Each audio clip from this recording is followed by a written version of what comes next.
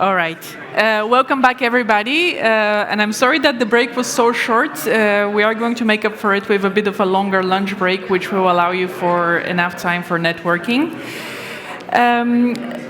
We have a tough road to follow up on what was a very dynamic and interesting policy session in the morning. But in this one, technical session 1, I'm happy to say that we'll be able to share with you also some of the insights that are coming up from the working group discussions that are taking place in the context of the Investors Dialogue for Energy. So in the past year in particular, we've been exploring a lot about the role of new financial instruments that can further support investment in the different subsectors of the energy sector. So in order to share with you some of the more interesting insights from these, I'll be joined in this session by representatives from each of these working groups. So if I can please welcome to the stage, starting with Working Group 1 on energy production, Andrea Panizzo, also representing NL. Amy Radlberger from Wiener Netze, representing Working Group 2, Transmission and Distribution. Marinus Boogert from Invest NL, representing Working Group 3 on Energy Storage. Sanjeev Kumar from the Geothermal Association, representing Working Group 4 on Heating and Cooling, and Ettore Piantoni, representing Working Group 5 on Services and Prosumers. Ettore, please come to the stage as well. So before I invite the working group members to share these insights, just a few words from my side in terms of what have been the main accomplishments of the working group in the past, since the beginning, in fact, of the Investors Dialogue for Energy project. If we can go to the next slide, please. So, here we see many familiar faces, either from the working groups or from previous editions of this plenary meeting, but for those who are new joiners or part of the broader community, as a reminder, we have these 5 working groups which bring together investors, industry representatives, NGOs, academia, as well as representatives of the Commission and occasionally from the public sector. If you can go to the next slide. Oh, actually, I can go to the next slide, sorry about that, I forgot. Well, so we've had 75 working group meetings, in fact, since the beginning of this project, and we've gone a long way through discussing different aspects around barriers to investment. But as mentioned already, lately our focus has been in particular on providing recommendations on pilot schemes or improving existing ones. So some examples, we've also looked into the potential for a guarantee scheme for PPAs. We heard this morning that this is also amongst one of the new initiatives of the European Commission. We've looked into blended finance opportunities for district heating and cooling, venture capital funds for storage, and a few more. And again, the working group members will tell you all about it. And I'm happy to say that the inputs of the working group discussions have also fed into different policy initiatives of the European Commission from the past year. So our input has been referred to in the Grid Action Plan, in the Heat Pump Action Plan, in the Wind Energy Action Plan as well. We've produced already 5 studies, which were in general on the context for investment in these different energy sectors. This already came out some time ago, but most recently we also have 5 studies on financial instrument schemes. So you can find those online to get more details about some of the initiatives that will be mentioned today. So in the upcoming, we have another 25 working group meetings, in fact, to go through for the remainder of the year. It's going to be a busy schedule, but I think a very interesting one, because we'll also have our chance to contribute to the clean energy investment strategy and to reflect more concretely on the implementation of the Affordable Energy Action Plan and any other upcoming initiatives. So without further ado, in fact, I'll start with inviting the working group members to tell us more about insights from their groups, and I'll start with Working Group 1. So Andrea, we've had a lot of discussions in the working group around the importance of price stability, in particular when it comes to supporting investors, industry, consumers. So please tell us a little bit more about the work of Working Group 1 on this, and specifically the role that financial instruments can play, and you can come to the lectern and move your slides with this one. Fantastic. I didn't supposed to come here. Thanks, everybody. Thanks for the invitation. I'm proud to be here to represent my company, NL. I've been working in the organization since 17 years, and today I'm the responsible of the Europe and Africa region for the company. So, Yeah, I will tell you some results of the working group, and in particular the proposed guarantee scheme for PPAs. But first of all, I would like to start with some news and some data, some good news from last year. So left plot, last year was the first one when solar production beat coal production in Europe. So success, very good. Okay, the additional capacity of solar in EU was more than 60 gigawatt. If I will remember, 65 gigawatt. So when we talk about gigawatt installed capacity, more or less it's €1 billion of investments. In solar, a little bit less. In wind, a little bit more. Okay, but the order of magnitude is 1 gigawatt, 1 billion. The bad news is that all those panels were not made in Europe. Okay. The battle, as I'm Italian, I'm sorry, the name, it's difficult for me. So the DG representative before, Matt Shield Worstdorfer, said the battle was lost 20 years ago. Okay? So 65 billion of euros, most of them produced elsewhere, not in Europe, most probably in China. Still, wind is producing a lot, so it's the second technology in Europe. So we can rely that the production of renewables is increasing. On the right side, instead, it's the LCOE. What does it mean? It's the levelized cost of energy. If you're not familiar, it's a way to compare technologies and to compare the technology cost inside the market, inside an electricity market. So it changes from country to country because it's a dependency on the interest rates of the specific country. It changes because the production of the project in each country. But it's possible to understand that renewable technologies are cheaper than all the others. Very easy to understand. So, and they are decreasing in cost. So Mr. Trump should study what is an LCOE sooner or later to understand that the renewables are needed in the system if we want to have cheap electricity prices. Just to give you another information, in China, the electricity price cost for end consumers, either households or big consumers, it's less than half of Europe. Okay? So the war with Russia, Ukraine had the spike of gas prices, then the spike of electricity prices, then subsequently a spike of inflation and interest rates. So the last 3 years were characterized by these spikes. And we are supporting with our pockets all these costs. If we had more renewables in our markets, that didn't happen. Some other information. To reach 2030 targets, solar is more or less in line. So the yearly additional capacity needed is 69 gigawatt. Last year, 65. More or less, we are there. In wind, the needed additional capacity per year is 33 gigawatt. Last year, 13 in EU. And it's decelerating. It's decreasing. Wind still have the chance to localize the industry, or to keep the European industry safe against the Chinese. Okay? Since I worked for years in the wind procurement, I can tell you that they are very good, the Chinese. So we should protect our industry also in that case, not only in car manufacturing or batteries or other stuff. Wind industry is important.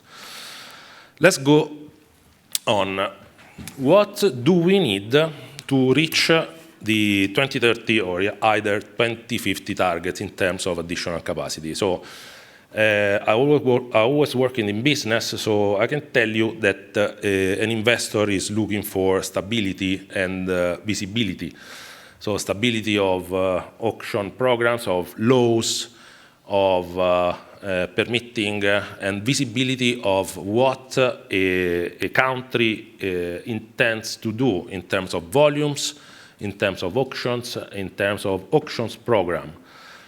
So here there is a list of some risks or some points.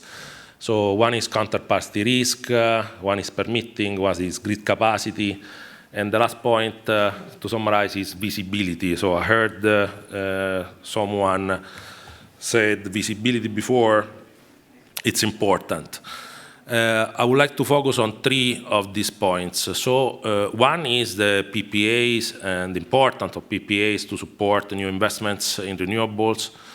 And this is essentially the core of my speech today, because it's the result of the working group and the tool that EIB presented to support PPAs, which is a guarantee for PPAs. Next slides will show you this. Then about permitting and grid capacity. In the center plot is from Wind Europe, and it gives you an idea on the length of permitting of wind projects in several countries of Europe. Maybe you cannot read the countries, it's on purpose. But the 2 vertical red lines report the first one 5 years and the second one 10 years, which means that if you start today with a project in the top country, it will take more than 10 years to reach the building permit. So as you can see, most of the countries, the lead time of a wind project is more than 5 years. The green dot on the left are the countries where I personally worked, and I can witness that it's like this. It's even worse, the picture. So time is money, and so if years pass by, the cost of permitting increases, and the issue of not reaching the target is because there are no projects, essentially. So there is no demand. There is no volume of, critical volume of projects to develop the industry.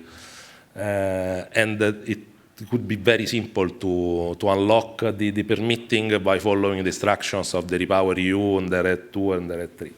But the member states are not doing it.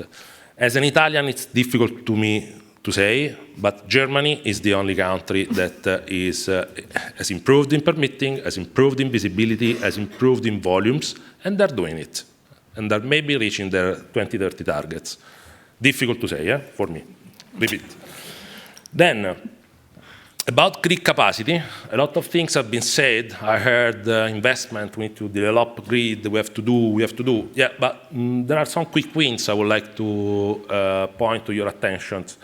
So grid is already there. So if we consider some smart actions on what is already existing, we can do much better with less. For instance, the grid today is not congested by existing projects, but it's congested also by non-existing projects. So projects that apply for grid connection, add the grid connection, and they're there for 2-3 years waiting to confirm the final investment decisions. So what about unlocking these queues? The queues in permitting of grids is essentially blocking the development of new projects. Point number 1. Point number 2, in terms of technology and innovation, you know that renewables are not producing a lot. So a solar panel here in these areas in Germany, Brussels, will produce 1,000 hours per year. Nothing, compared to the almost 9,000 it could produce. So the grid is underutilized. The connection is underutilized. It's possible by switching something to add a battery, to add another technology to the same connection point, which is already there. The infrastructure is already there. Okay? We are proposing this as Enel in several countries, but the regulation, let's say, very rarely allow, let's say, a smart use of existing assets. Then let me go to some inputs on this proposed scheme for CPPA guarantee.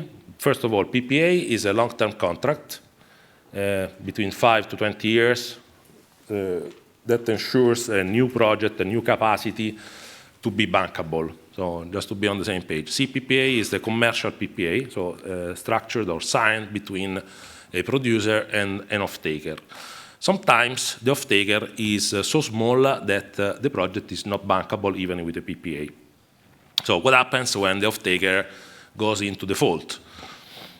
Here, there is a proposal for a guarantee that will substitute the off-taker in case of default. So there are several different schemes. In Enel, we are also working schemes of guarantees in those countries where there is not a market. So imagine countries where there is a market is simpler, because essentially the guarantor will, let's say, enter in place of the off-taker, okay, and can guarantee to the producer some revenues up to a cap. That could be more or less 80% of what was supposed to have. So in the plot, you can see that there is a strike price of the PPA, which is the yellow line, and then a cap and a floor price.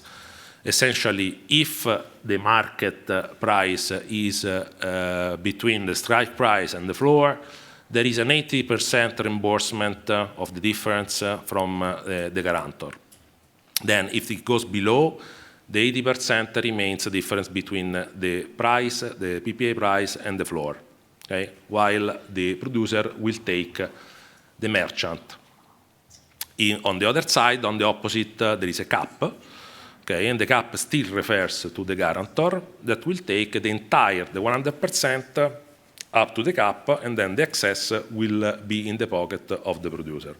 This is a scheme that there are several different schemes that have been proposed and then can make bankable an investment that is considering essentially a small producer and a small off-taker.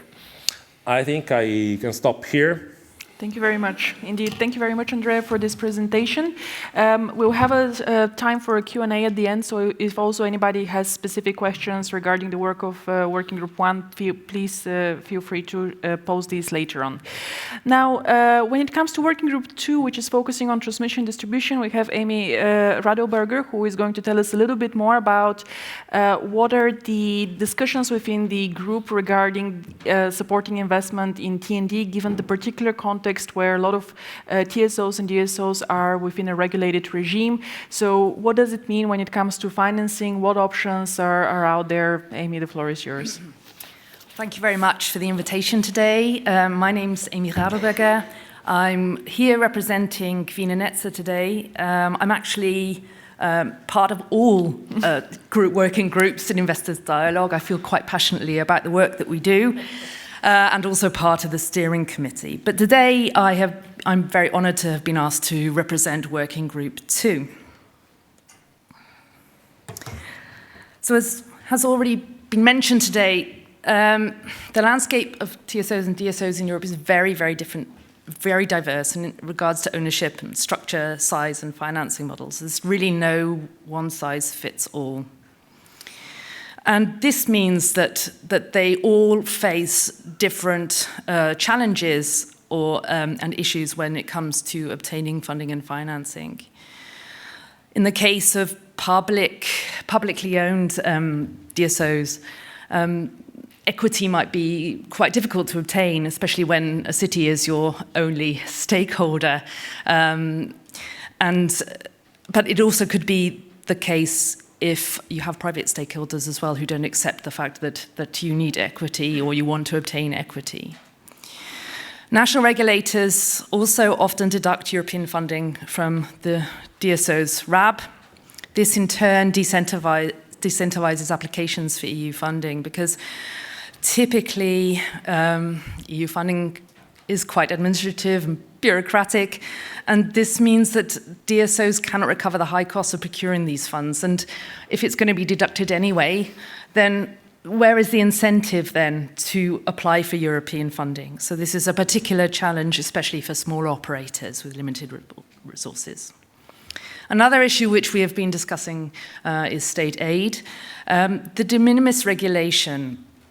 In Austria, for example, many funding schemes are operating on the back of the de minimis regulation rules, but it imposes a 300,000 euro limit on public funding over 3 years for groups of municipal companies. This means that if a publicly owned DSO is part of a wider municipal utility companies group, including the public transport operators, then this means that the whole group in 3 years can obtain 300,000 euros, which is nothing. And this is something which urgently needs to be changed.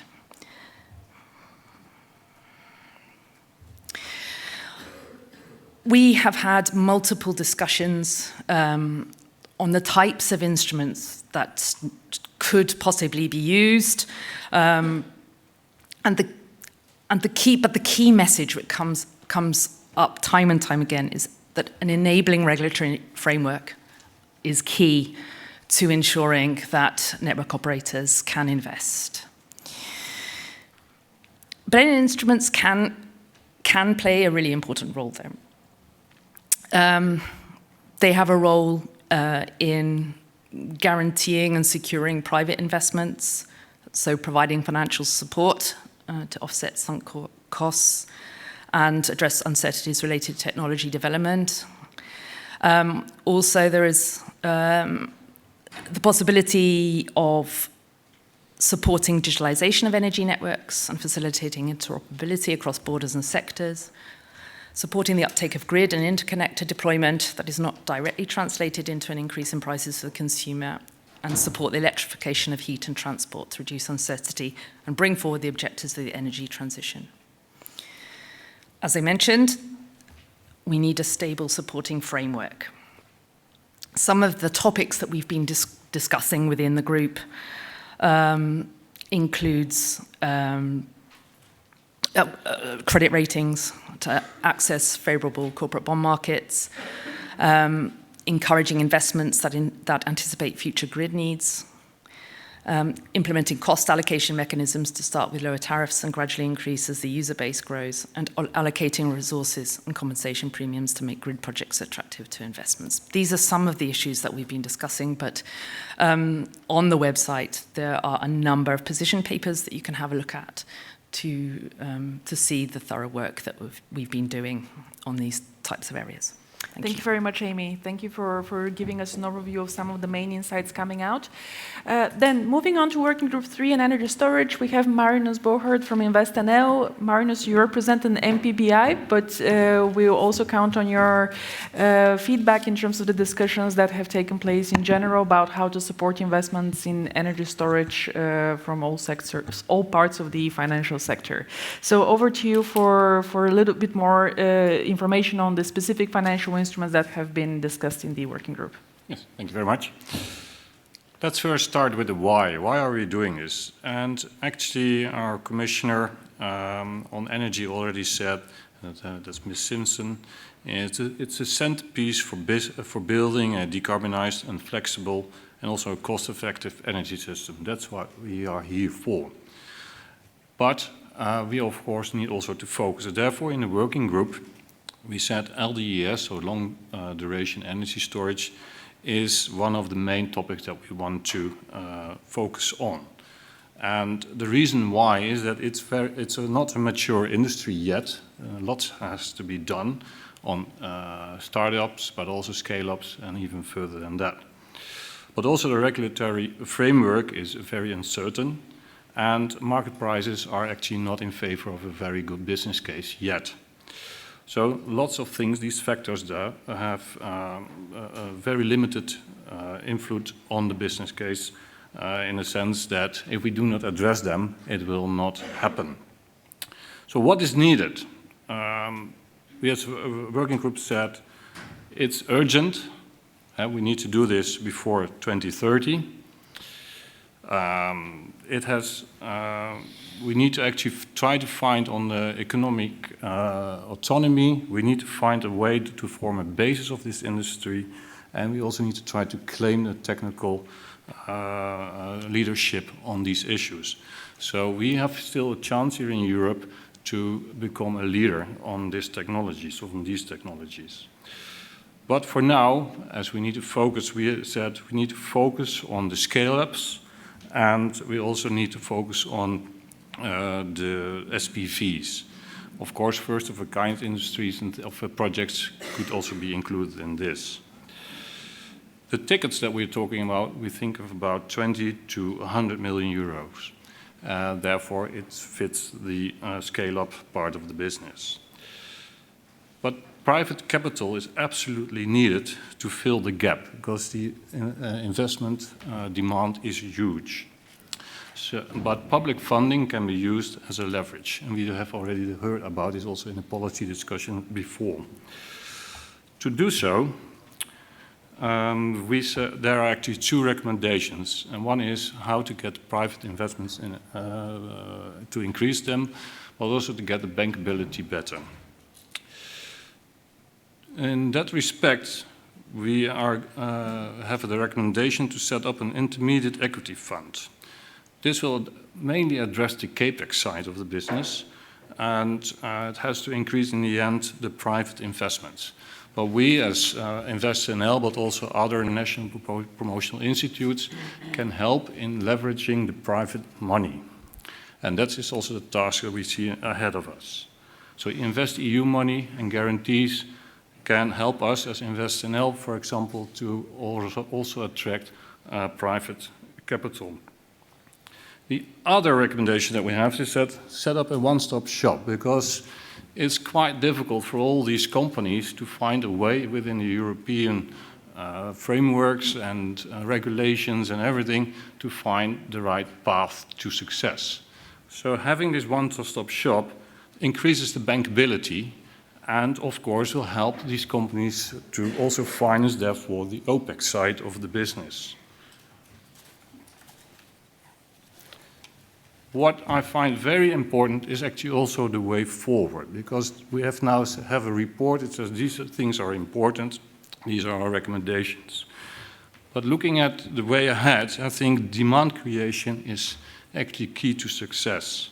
And therefore I really embrace also the EIB's initiative for the counter guarantees, which definitely will help us in setting up more projects and also businesses. Because by de-risking the business customers, the credit risk, we actually can start it all. It's breaking the chicken and egg dilemma, because the chicken can lay a lot of counter guarantees eggs, and therefore we will have a real business within Europe. For example, we are busy as InvestNL also to investigate possibilities of corporate power purchase agreements, how to guarantee them, and this counter guarantee will help us in actually enlarging the total sum that we can guarantee. Another issue that I think is also very important to address in the future, or the near future really, is the financial value of storage. When I talk with a lot of companies that are, for example, setting up district heating of other issues, they see it as a cost, storage. But in effect, it's not a cost, it has value. It has value on the financial side, it has value on the environmental side, and also on social impact. So let's change this, and I would recommend you to maybe read one of our reports on InvestNL that actually is making this quite clear. It's on the website if you want to see it. Unfortunately, it's still in Dutch, but if you want to have an English translation, I can help you with that. And the other advantage, the third one, let's keep this technology open. Let's not focus too much on one technology. There are many more technologies that can help us with the storage issues that are at hand. So therefore, I welcome this report, and I'm happy that I could contribute. And I really are open for discussions on how to get this better in the whole setup, because we can have energy production, we need transmission and distribution, but in the end, if you have a lot of renewable energy, we absolutely need storage. Thank you very much. Thank you very much as well, Marinus. Even spontaneous applause, indeed. All right, well, let's move on to Working Group 4 on heating and cooling. And here is Sanjeev Kumar representing the group who tell us more specifically about the work on designing financial instruments for geothermal energy. So, Sanjeev, the floor is yours. Excellent, thank you. Very good morning to you, ladies and gentlemen. This may come as a surprise to you. Not many people are familiar with geothermal, so, you know, this is a black swan moment, I'm sure, for many in the room and online. But what I also want you to do is to think about all of the presentations that you've just seen and recognize that geothermal fits into every single one of those. So geothermal is everything. The problem is you cannot see it. We are below ground, and for those who are not familiar with it, it requires drilling a hole in the ground. Depending on what temperature one finds, at whatever depth one drills at, you can then use that for a variety of services. You can apply a heat pump, and that heat pump can then be used in your house for heating, cooling, and hot water needs. If you go a bit deeper, you can have a district heating application, again, for your heating needs. You can have storage. Boreholes themselves are the cheapest form of energy storage, according to the International Renewable Energy Agency. You can have long duration storage, which is happening with electricity plants in Texas in the US. You can have a multitude of products and services. There's also a heating and cooling element, but at the same time, the energy system as a whole is a unified system. And therefore, we need to understand that the heating and cooling work will also impact everything we do on the electricity system. They are linked together. And it's disappointing sometimes when we have an energy discussion and we only talk about one leg of the elephant. And that means that we don't understand what the rest of the animal looks like. Yes, oops. Sorry, wrong way. What do I... Oh, bloody... I broke it. I'm sorry. This. Sorry. Big button. Right, technology. I do... It's a big green button, but I just can't see it. Okay, so geothermal, you're going to be surprised to discover is actually now first and foremost on many people's lists. The European Parliament in December last year unanimously passed a geothermal resolution. That means that the politics of geothermal is very, very good. It's not a green technology. It's not a kind of, a touchy-feely one. Irrespective of your political spectrum, everybody recognizes that it's our land, and revaluing our land, making ourselves have independent, energy secure and cheap energy is absolutely fundamental to our prosperity. This is the narrative that's driving geothermal. So after the European Parliament's resolution, the Committee of Regions, Economic and Social Committee, energy ministers agreed in December last year to have a geothermal action roadmap. The International Energy Agency produced their first ever report on the future of geothermal. The new State Secretary for Energy in the United States of America is a firm geothermal advocate. You can see that all of the ducks are starting to align in Europe to the Western world, but also China is the leading investor in geothermal heat pumps. So the whole world is moving on geothermal now because there's a recognition that energy security and access to your own stable supplies of energy are fundamentally important. So within that context, there are a couple of things to note. The first one is that whilst there is some degree of location-specific aspects to geothermal, you can do shallow geothermal all over the world in any location, provided there's nothing competing for the subsurface below ground. So if you just go for a walk around Brussels, Rue Belliard is a fantastic example. The buildings on half of the road have geothermal heating and cooling. You won't know that because there's no big green arrow saying this is a geothermal heating and cooling building.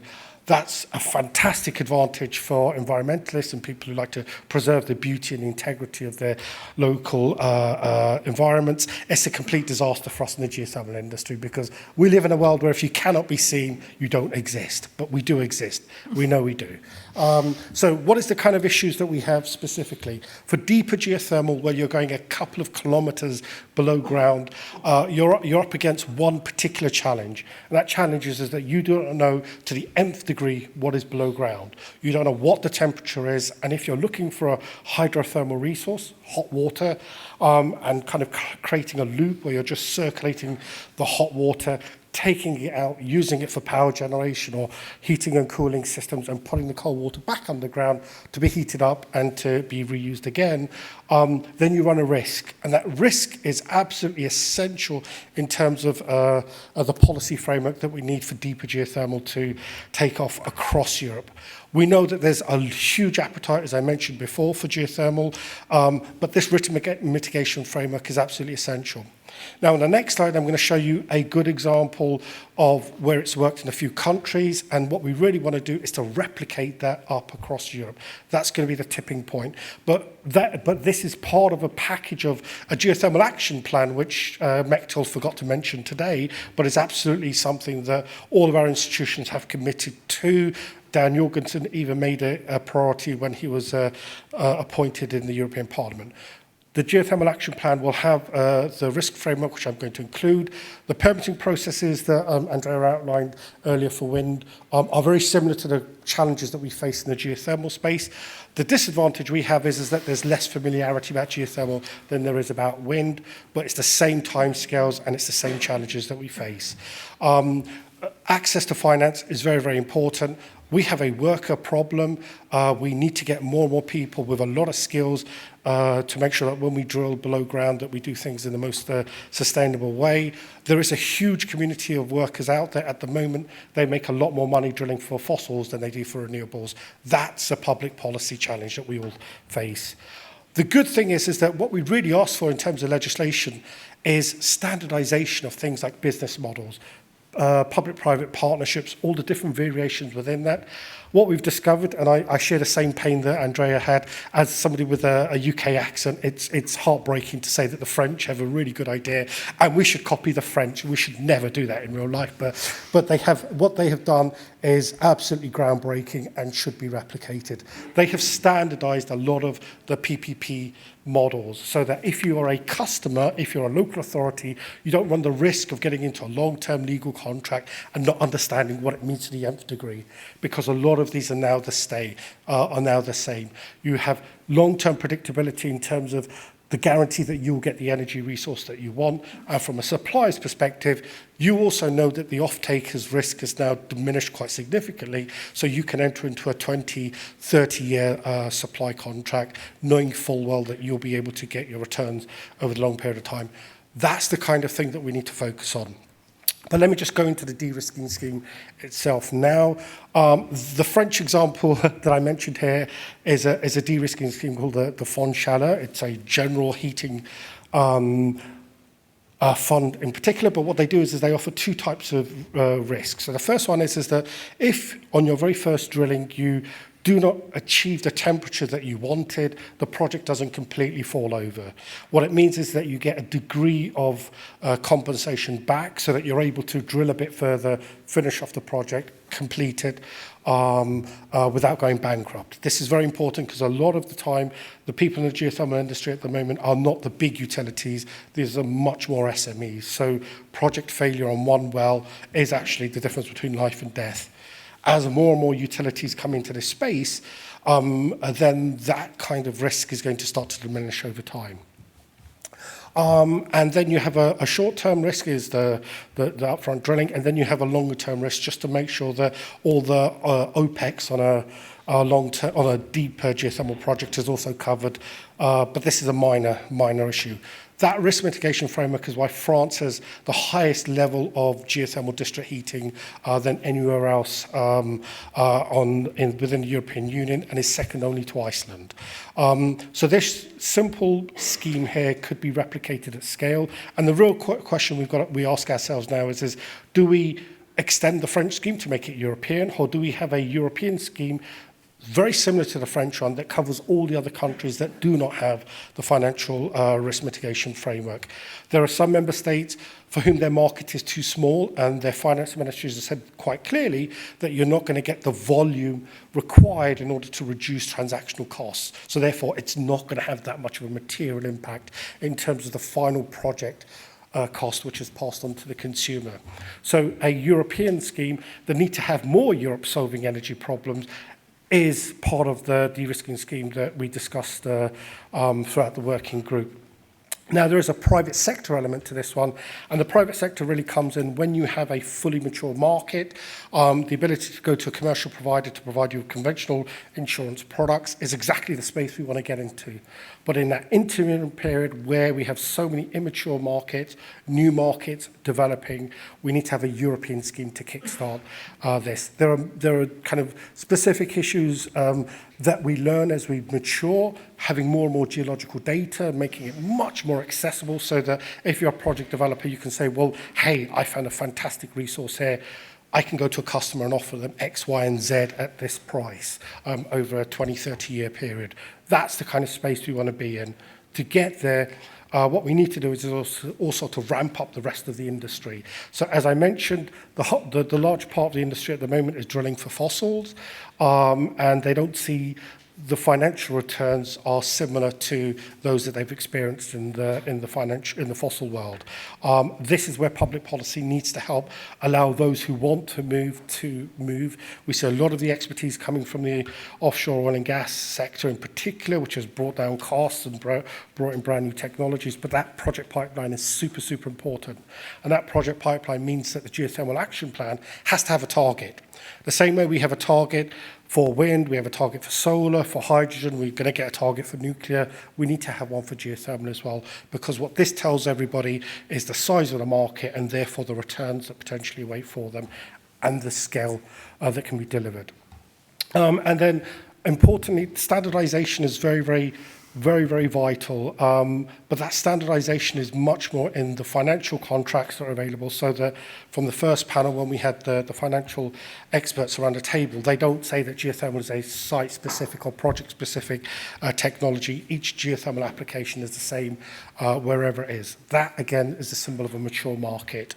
And that allows us to then have a portfolio of different types of risk products, some private, some public, some public-private, to help the geothermal sector go. So this has been a whirlwind tour of geothermal. The crucial thing to note is that the politics is good. The demand is increasing rapidly. We don't have the political attention that wind and solar have had for the last 30, 40 years, yet people are investing in geothermal because we're sold by word of mouth. Somebody makes their own investment, somebody else finds out about it, and then they start to complain. The best example of this is the farming sector. When we kind of conventionally think of heating and cooling in district heating systems, we think of residential buildings. But our colleague from the Netherlands will tell you that the bulk of district heating in the Netherlands is for farmers, because farmers want cheap, predictable energy over a very long period of time. Price volatility is suicidal for them. So the farming community developed geothermal in the Netherlands, and then everyone else said, well, hold on a second, we want that cheap price, we want that cheap energy, we want that security. This is how geothermal has grown. With a little bit of policy support, we can be as important as our colleagues in the wind, solar, and storage sector. So with that, thank you very much. Looking forward to your discussion. All right. Thank you also, Sanjeev, for this introduction to the work of Working Group 4. One more working group 5, on services and prosumers. It has quite a broad scope, but today Ettore will tell us specifically about the work on how to improve access to finance for energy service providers, energy service companies, we won't have time for follow-up questions from me, but I ask already the audience, if they have any questions, please prepare them. You can ask after Ettore's presentation, and that would be the end then of this session. So Ettore, over to you for your overview. Thank you. Good afternoon, everyone. It's a privilege to be here today. I'm representing the work of WG5. So I'm thanking all the team members for their contribution to these results.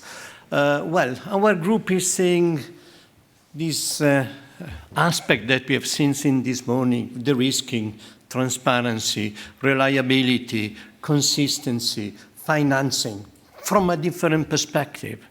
We are the service provider and we are the consumer.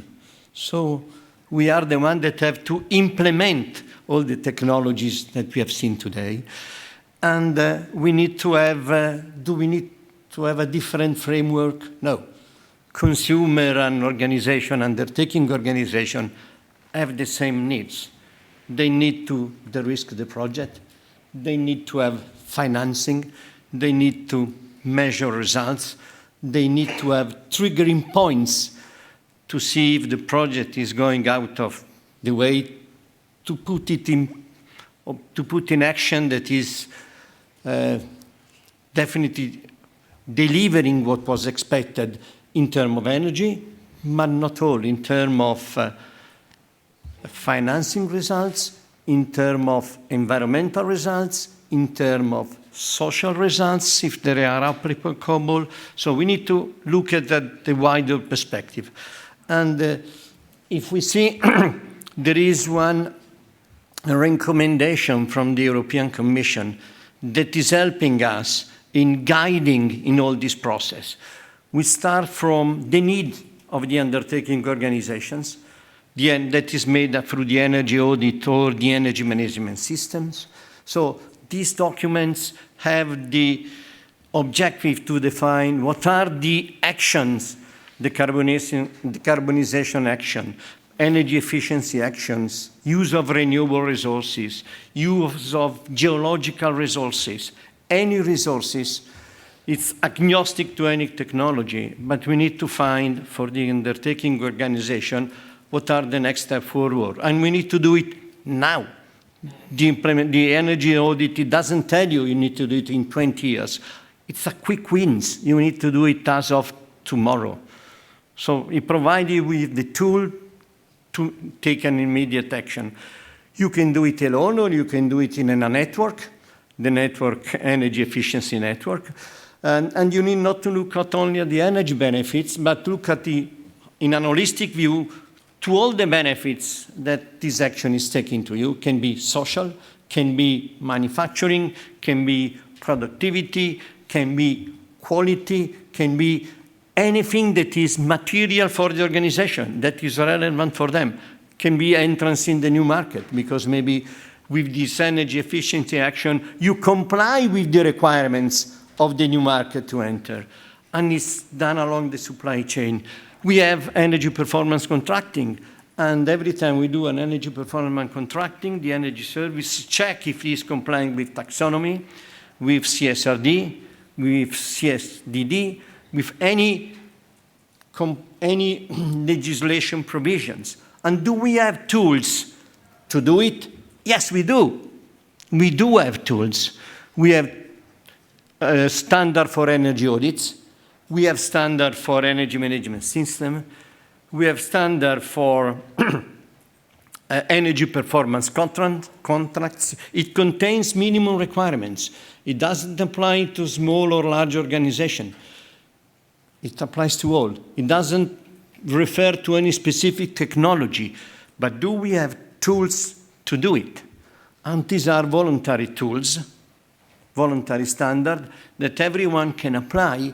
And if you probably apply them, you have all these benefits of having a good expectation of the final results, that you can present it to your bank for the financial institution, you can present it to your CFO for the funding, and you also have the basic information, the basic KPIs to present ex ante and ex post when you will do your declaration, when you will do your presentation and compliance with the Corporate Sustainability Directive, if you have to, or if you are part of the supply chain. So we do have tools. They do exist.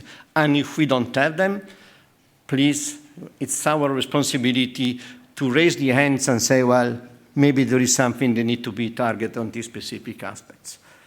But what is also needed to make it operational? Now we have a project that is well done, that is identifying the risk, it is identifying the opportunities, and we need to put it operational.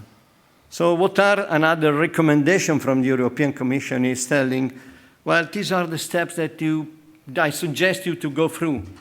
You need to have a financial instruments to support the energy service project. You need to have a list of qualified energy service provider. You have to have a measurement and verification plan. You need to inform the people about the services. And maybe we need a single stop shop, as previous speakers have said, to put this information available to all the users. So also this directive is putting in place the overall framework that is based on de-risking, transparency, consistency, long-term stability, all the words that I've been probably talking since this morning. But there is a weak point. The weak point is the financing of the ESCOs or the energy service providers, because typically there are larger ESCOs that probably they can afford any project, but the majority of the market is done by smaller ESCOs. They deal with projects that maybe they have a value that is between a few hundred or several $100,000, 1,000 euros. So they need to probably aggregate them. So there is a need to have a tailored finance for this kind of services. And this is what is the results of our investigation. We analyze a series of possibilities that financial institutions are offering today: loans, grants, blended finance, equity. And what seems to be the most promising tools is the quasi-equity tool, because it's balancing the performance of the project with the financing of the project itself, and it's not diluting the equity of the owner of the projects. And also here probably we need to segment the needs of the markets, because there are ESCO that are involved in major projects, so there is the need to finance hundreds of millions of euros for them to implement, and then maybe there is the need for an aggregation, a super ESCO, another organization that is aggregating smaller projects to make this project more attractive to the financial world. Because, well, if I ask you where is the value created in all these projects? The value is created when I'm defining the projects, when I'm defining what I want to do, what I'm defining what is the expected results, what I'm defining the measurements that I'm going to put in place to measure my progresses. Financing is supporting it, and absolutely we need the finance to do it, and maybe with tailored products according to the need of the energy service provider.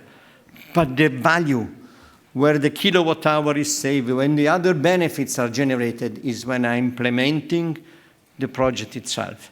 So there where we need to ensure that we are de-risking the project. And standards and standardization process is probably one of the most effective and cost-effective tools to provide these de-risking aspects. Equity financing, it's one of the options, but as I said, probably the quasi-equity tool is the best approach for an ESCO.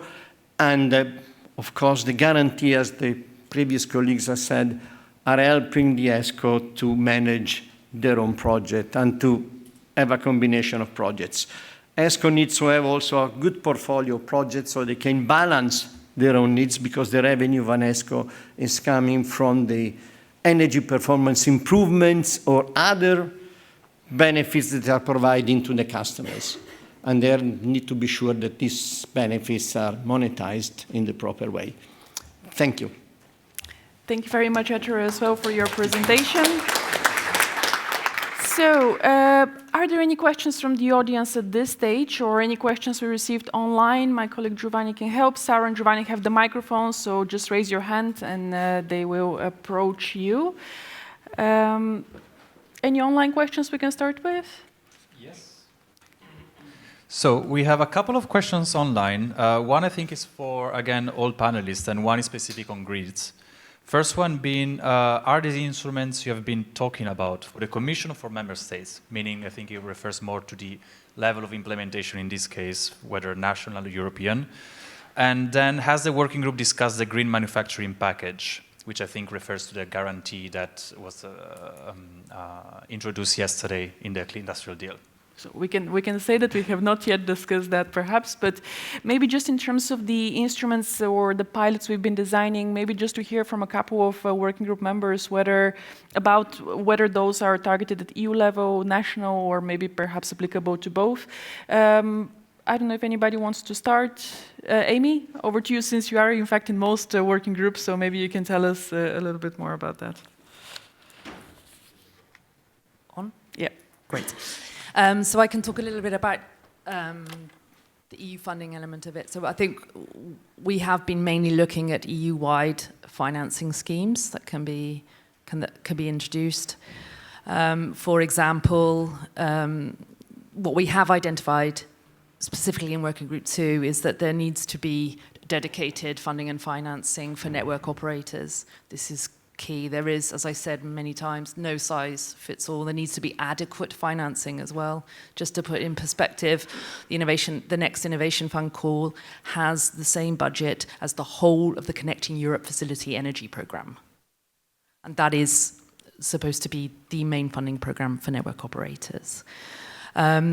Of course, in the future, as we know from the, I have to start the MFF discussion, that we know that they're looking at single financing being implemented via the member states. So I think inherently our discussions are also applicable at national level, because we know that similarly to the RFF programming and financing, there's probably going to be also a similar process post-2027.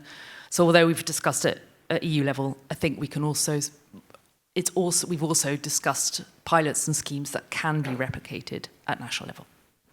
Thank you very much, Amy. Sanjeev? Just to build on that, Yes, I think it's worth looking at a fantastic report from the National Laboratory from the US, Oak Ridge National Laboratory.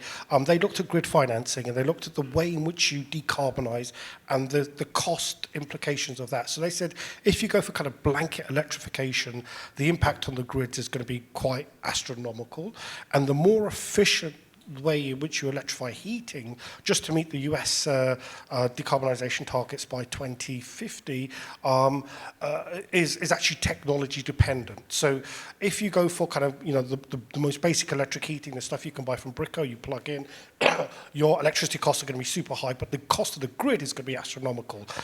If you start to incentivize efficiency and the most efficient technologies, then you can save up to, I think, 1.5 trillion US dollars. That's the kind of the modeling there. They kind of had default geothermal heat pumps as the way to build it out. So I think it's not, you know, when we're talking about financing, we also need to be looking at the other policy measures which are perhaps adding more burden onto an already overburdensome issue.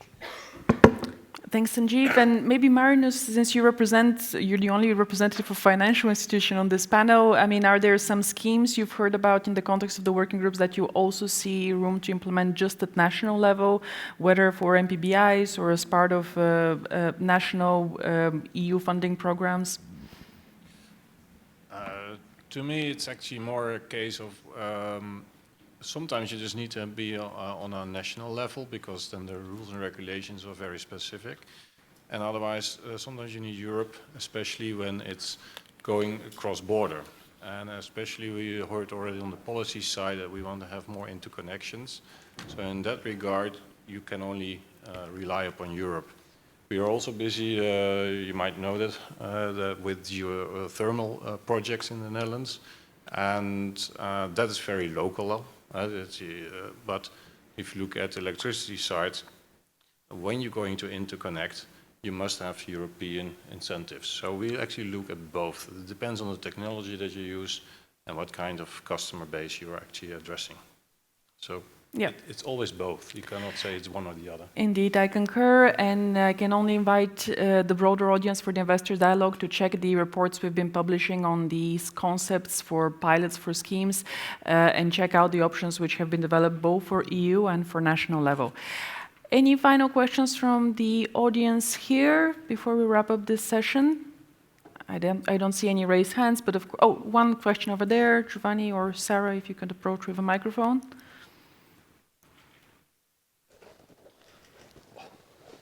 Thank you very much. Harvey Chandler here from the Global Infrastructure Investor Association.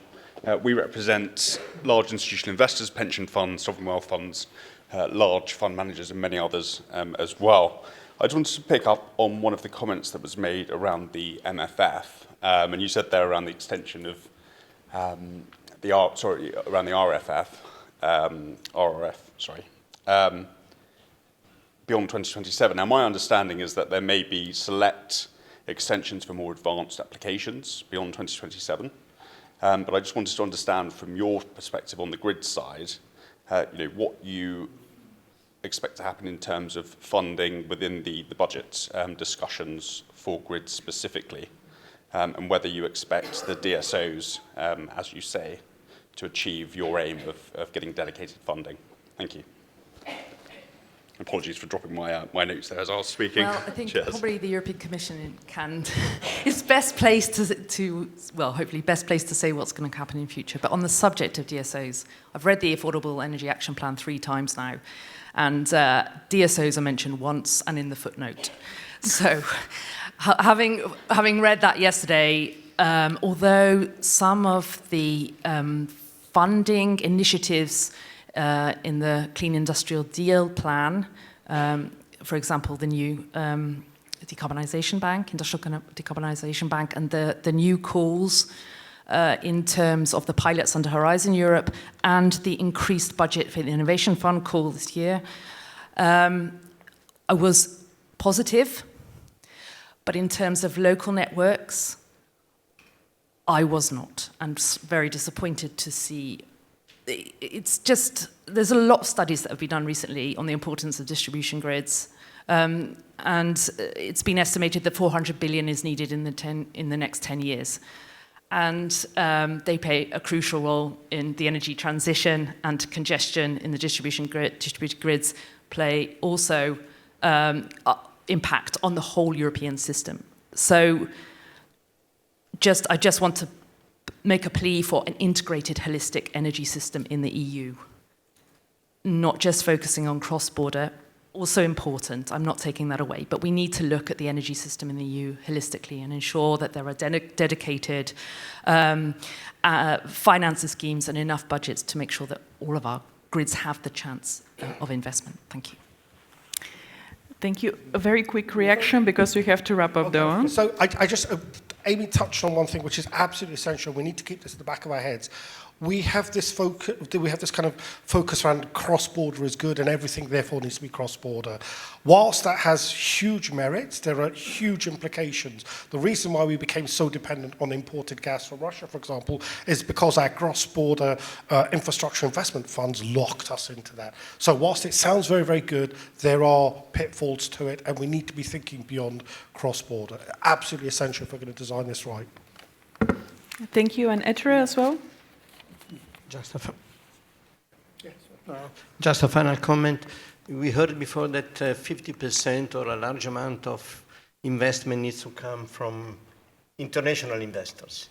So therefore, it's probably important to have an European framework, maybe tailored for national countries for their specific reason on regulations and implementation of certain rules, but definitely we need a stable and European framework for financing, and standards and standardization can play an important role towards also the international investor to show them that the project is, the risk is managed, and that's quite important to have this stable framework. Thank you very much, Ettore. Thank you so to the audience. I think we'll close this session here. So thanks again to those representing the working groups and to all working group members, whether they're with us in the room, joining us online. Our work continues for the year to come, so we look forward to our upcoming meetings and reports. With that, we can head over to lunch, and we'll restart for the afternoon session at 2:30, is it? 2:30. So please be back in the room at 2:30. Lunches in the rooms outside the coffee area. Thank you very much.